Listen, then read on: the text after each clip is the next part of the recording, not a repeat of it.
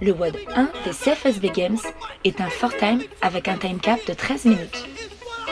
Au 3, 2, 1, go, les athlètes devront réaliser 10, puis 20 et enfin 30 répétitions de burpees over the bar synchro, de deadlift synchro et de toast to bar synchro. Votre score sera le temps mis pour réaliser l'intégralité de l'entraînement. Les athlètes skate réaliseront des high knees rises synchro à la place des toast to bar. Pour les burpees over the bar, les athlètes devront être synchro poitrine au sol, face à la barre, puis se relever et sauter au-dessus de la barre en synchro également. Attention, aucune partie du corps ne doit toucher la barre. Pour les deadlifts, les athlètes seront à 2 sur la même barre. Les poids doivent toucher le sol des deux côtés simultanément. Les athlètes devront soulever la barre jusqu'à l'extension complète des hanches et des genoux. Les épaules devront se trouver en arrière de la barre à la fin du mouvement. Pour les toast to bar, les athlètes devront amener les pieds à la barre en synchro. Les deux pieds des deux athlètes doivent toucher la barre entre les mains et en même temps. Les pieds des athlètes doivent passer derrière la barre avant chaque répétition. Pour les high knees raises, les genoux des athlètes doivent passer la hauteur des hanches en synchro. Les pieds des athlètes doivent également passer derrière la barre avant chaque répétition.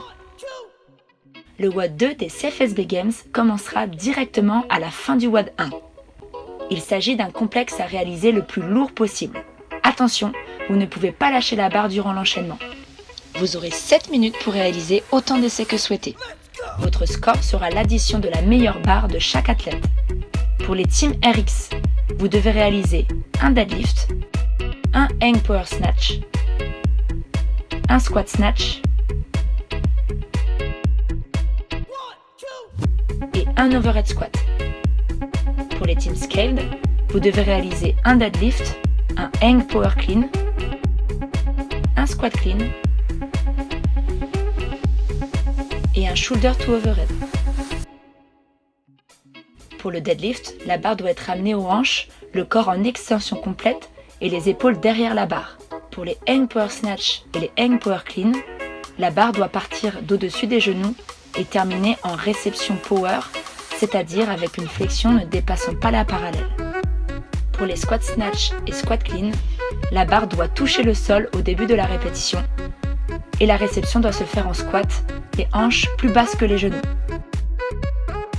Attention, vous ne pouvez pas effectuer une répétition en power suivie d'un squat. Pour le shoulder to overhead, la barre part des épaules et termine au-dessus de la tête en extension complète. Toutes les techniques sont autorisées. Pour l'overhead squat, la barre reste au-dessus de la tête. Vous devez effectuer un squat complet. Bon WOD à tous de la part de l'équipe CFSB.